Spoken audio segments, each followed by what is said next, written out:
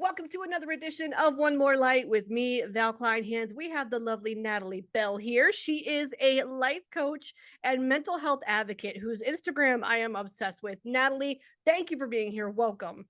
Thank you so much for having me, Val. I'm so excited.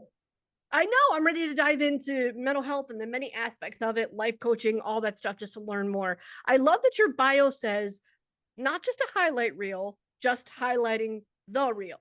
So, what does being real mean to you?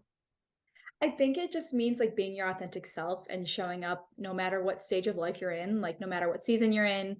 I think when we can really share from a place of that authenticity is when we can really connect with each other, even like through the ups and downs, like especially through the downs. Mm, I feel hmm. like that's when people really get to see a piece of their life in your story and what you choose to share. So I love to share every part of my life, and sometimes it's harder to share in the down moments. But I know Yeah. that's when like I connect with my followers, my friends, my family the most is when I share from that space. Isn't that ironic how that's always what does it? I'm like, Yeah. anytime I'm like a little bit vulnerable, or anytime I just post, I'm not having a great day, or I'm anxious about this, or this is really bumming me out right now. Then you start to see the community come together. And then it's like, oh, now I've seen these same followers stay with me, or I Mm. see these same people stay in that vicinity. And I'm like, oh, this is how it works. I It's know. amazing. It's so cool. That's what I love about it. What has your mental health journey been like? It's been a journey. Let's just like say that. It started really, I had a pretty big breakup like 5 years ago from my high Mm. school sweetheart. We were together for 10 years. So Oh, it really was from like the heartbreak of that relationship ending that jump started my mental health like wellness journey. And it's developed through the years into I'm a nurse too, and then I do life coaching as well. So it's given me the opportunity to just like share my story, and then the experiences that I've been through, the lessons I've learned along the way, been able to now share it with other people and help coach them through certain parts of their life that they, maybe need some help with. yeah. Were you specifically dealing with any anxiety, depression, any other type of mental health struggle that you wouldn't mind sharing about? Yeah, definitely. I had never dealt with like depressive and like anxious thoughts before, like probably like, here and there as I was growing up and through, high school and college, like kind of like normal anxiety and depressive like thoughts that we all have from Mm, time to time. But when I really got smacked hard with the like really, really low moments and like almost like that mm, rock bottom feeling after that breakup. And then, it's like restructuring yourself and building yourself back up from like being like completely crushed by a life event, which I know we can all relate to because everything, we all go through something yeah. that kind of knocks us down. So yeah, I would say depression and anxiety were big for me. And I still like, I still battle them some days. And um it's just about it's been for me, how can I give myself grace in those moments, allow myself to feel my feelings, move through it, like not stay stuck in that, but move through Mhm. it and forward. So it's more about staying well for you. It's not necessarily like, oh, I'm in this dark place and, this is how I deal with it, but it's more about skirt, let's get past that and focus on staying well and focusing on the more positive aspects of what a mental health journey involves, which is treatment and which is learning how to cope and those coping skills. Is that fair to say? Yeah, I think, I think it's important to feel your feelings and definitely like allow yourself to be in those not so great feel like the feelings of depression and anxiety. I think it's part of healing is to really allow yourself to be in that, but also have the tools then to pull yourself out of that, seeking Mm, treatment, seeking therapy, having support, reaching out to your friends, moving your body, eating right, like all of the things that will help you along that healing process to not get so stuck in those down moments. So, yes, it's definitely like wellness, but it's also about learning how to move through those more harder moments as well in a more healthy way. yeah, things like giving yourself grace. I mean, that's one tip I've seen you share in a reel recently. That's one of my favorite ones. Do you remember the moment where you decided, huh, I've got some nuggets of knowledge here and I'm willing to go public with that and put it all over social media? Do you remember that? So I really started to share more. It was post breakup. I don't know how far, removed from the breakup I actually started to share, but I found myself in really low moments and I found myself needing support or just like needing to let it out. I'm not a big Mm, journal person. I don't journal a lot. My like form of journaling is to like speak it and to share in that way. It like mm, literally removes the thoughts from my mind and allows it to just like come out. So a lot of times I was sharing, I was just like, guys, I'm going to be real vulnerable because I need to get this out. And that's when I started to like have people connect with it and have people reach out and say, hey, this really resonated with me. I really am appreciative that you shared this because I'm going through something similar. What kind of like did you do to get yourself out of that? Or what have you been doing to help yourself heal? And that's when I was like, wow, like actually something that I'm saying could maybe give support to somebody else. And that's like an addictive feeling to be able to help others through mm. helping myself. And that's something that through life coaching has been like such an amazing opportunity for me to really like connect with other people and then also help heal myself. Yeah, that's the moment you start to see, oh, there's a need. There is a reason why there's millions of people that have a prescription right now for antidepressants. Like there's stuff going on. I applaud that positive outlook because it is hard to stay positive when we have a crazy economy, inflation, immersed political division, or we're immersed in it, and everything else that we have going on in the US. So how were you able to develop your motto, which is everything is working out for us? How are you Yeah. able to like maintain that in the middle of all this ish? So I used to watch this or listen to this YouTube video. It's from Abraham Hicks. It's like basically an affirmation video, but she just says everything is working out for us, even when it feels like it's not, it is. And it just Mm, became like my life motto because there are things in my life that have quote unquote not worked out or that I have thought like, oh my gosh, like why isn't this working out? This sucks. Like I'm like, why? And it's trusting that like just because that's not working out doesn't mean something else isn't working out. And a lot of times the like not working out part is part of everything working out. You just have to go through that part mm, next. So it's been something that I've just carried through, something that just has continued to ring true in my life through certain situations that have happened, different relationship woes, different, job things that have popped up, friendships, just different things that I've been able to trust that statement and have seen the like fruits of that statement. So, okay, yes, this didn't work out. And now I understand, or I'm mm. starting to understand why. Those doors are closed for a reason. Oh, that's my biggest motto, especially when it comes to exes. I'm like, your ex is an ex for a reason. I will never ever go back to an ex because there's a reason that it ended. They were either super toxic or they just weren't a good fit for you, even if they're the one that broke it off first. Well, then they obviously didn't care that much about you and they didn't care to work on growing in that relationship with you. So that's reason enough. Right. That's reason to say we're done.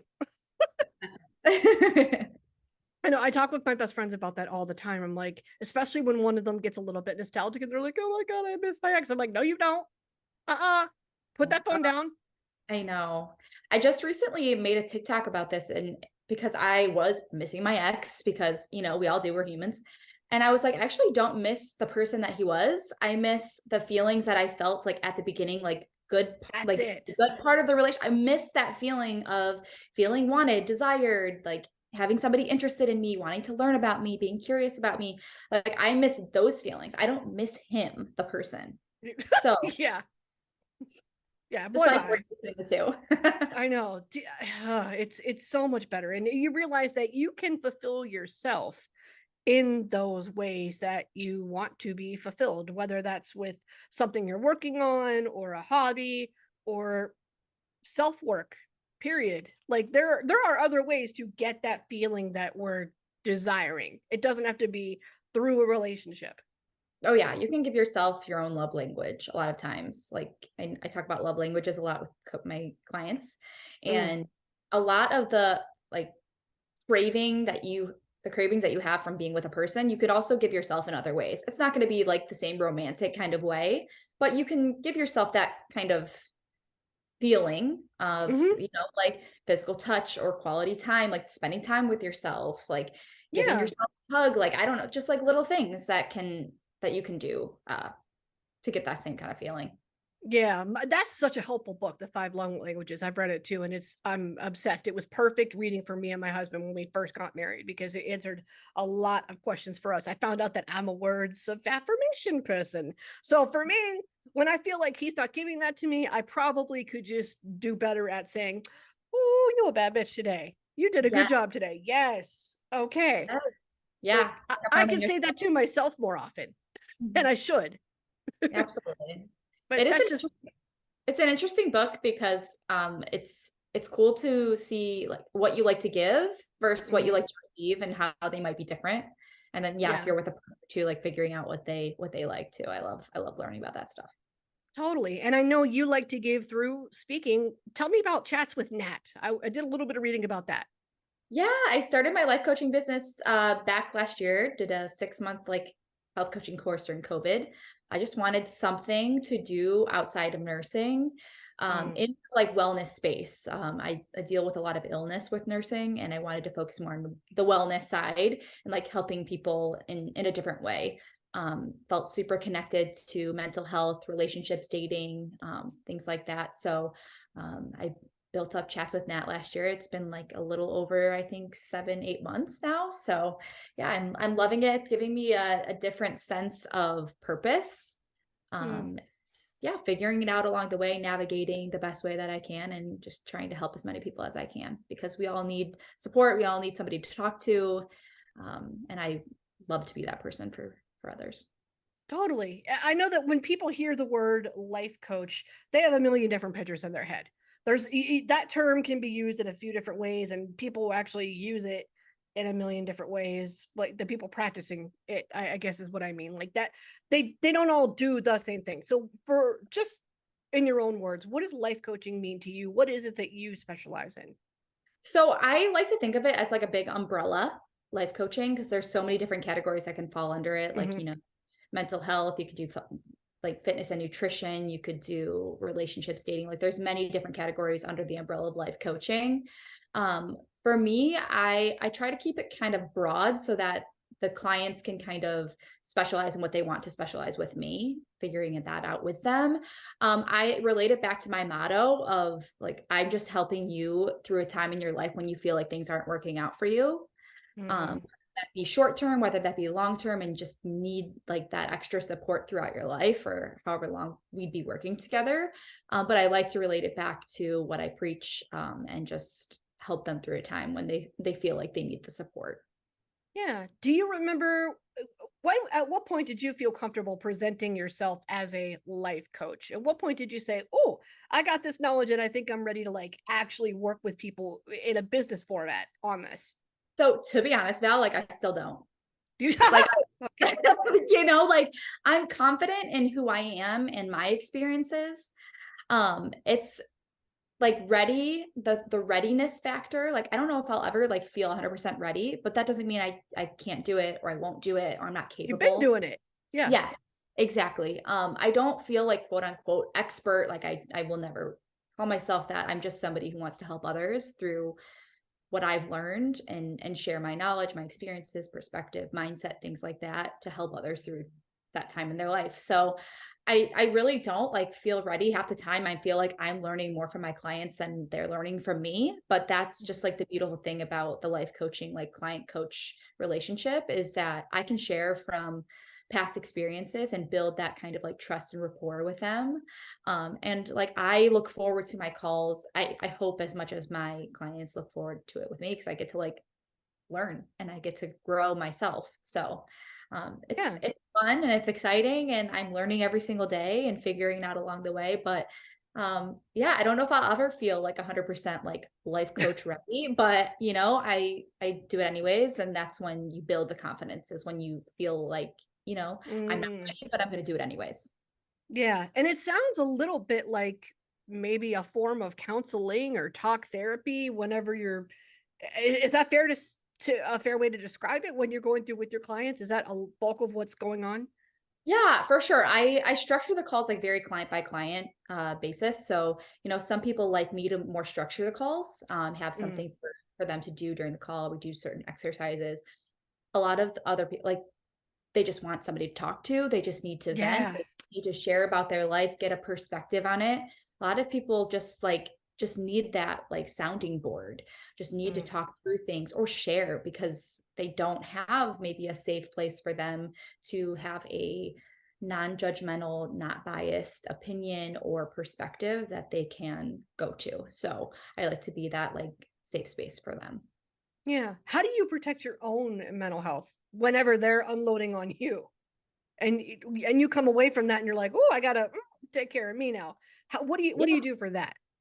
For my own mental health, I mean, I like to be present with my clients and then, I don't take anything like I try not to take anything like personally or take it on as like my own stuff. Um, but yeah, I try my best to take care of my own mental health. So, sharing the way that I do on social media, I told you it's kind of like my Mm, journaling. So I like to do that. I love to read. I love to move my body, get outside, fuel my body with good food. Like just really like take care of my own mental health because I can't pour from a cup that's empty. I can't pour into yeah. my clients. I'm not also, pouring into my own cup too. So I got to practice what I preach. Yeah. And I feel like you're the kind of person that definitely feels physical wellness and mental wellness go hand in hand. Because a quick look at your Instagram is like, I'm out getting it done. I'm either in the gym or I'm on a walk, like a hawk or a walk for my own mental health or something. And I'm like, okay, so this is somebody who clearly believes one is connected to the other. And I believe the same thing. I always feel better whenever I start my day off at the gym, even if I don't want to get my butt there, which is the hardest part. As long as you Yeah. can get yourself there, you're fine. But getting there is always the hardest part. So I believe you subscribe to that. When did you make that connection between the two? Yeah, that's a great question. I think it's a great point to bring up. I think I was an athlete growing up, so I have like a movement mentality in my mind already. But when I started to really focus on the mental piece that it also brought into my life was post breakup, and I needed an outlet. I needed to get those endorphins and those good feelings flowing. It wasn't until then that I really like became really consistent with it. And that's when I started to notice the most results was when I was started working out and moving my body for my mental health more than I did for my Mm, physical health. And that's when the physical side of things like came a long way because I was showing up because I know it made me feel better, not because I knew it made me look better. So it was like the intention behind the movement that really was the game changer for me. yeah, that's so perceptive because I found the opposite. I took a minute and I paused my own thinking to help myself understand why was it so hard for me to get my behind to the gym, because I had a period of like a month or two where it just wasn't happening.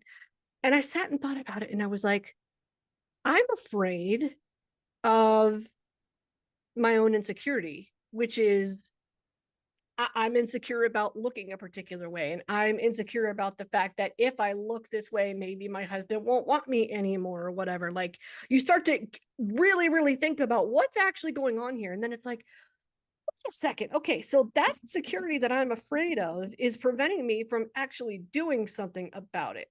So if Yeah. I can just recognize what it is as it is, then it's not so scary. Then it's not Yeah. so hard to get yourself to the gym. It doesn't have to have that connection. But man, we all would do well to, I think, just sit back and really ask ourselves those tough questions. Like, okay, what really is holding me back from whatever it is, that I want to do in life? Yeah. I think that could be applied to many other things, just like even more than the gym. I think we create stories in our mind, and usually the stories are worse off than we like it could ever actually be. Mm-hmm. I think like the fear of the unknown is a big reason why people like kind of hold up. I think when there's holes in like what life looks like, we fill in the blanks. And a lot of times we fill in the blanks with like the worst case scenario. So Mm-hmm.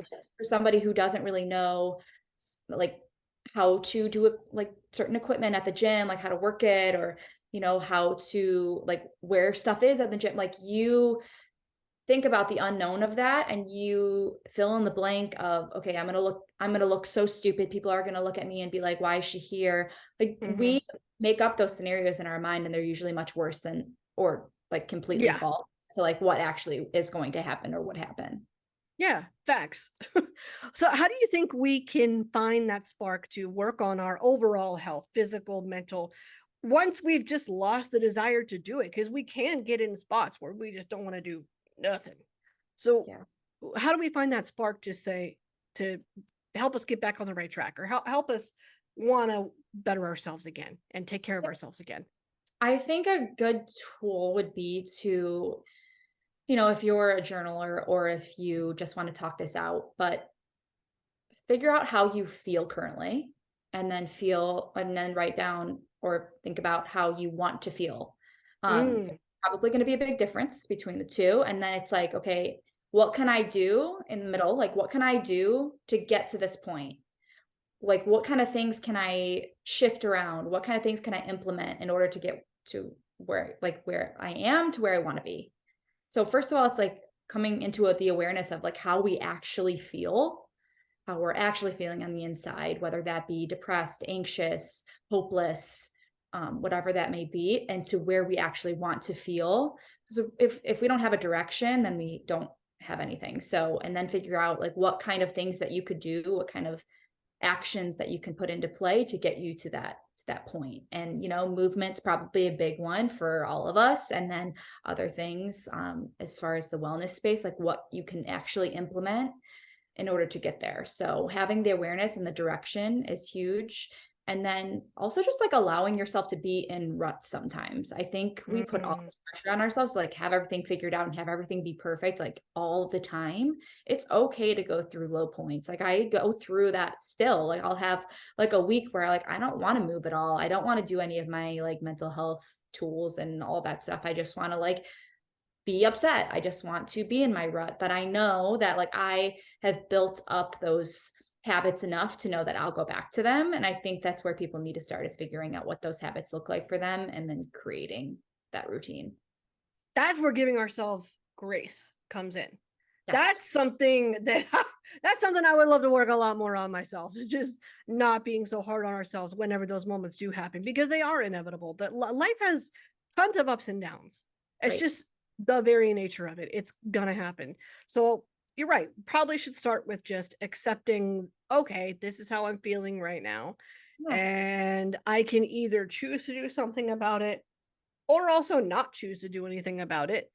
And we can go from there and just Right. take baby steps according to what it is that we're thinking and feeling at the moment. Yeah.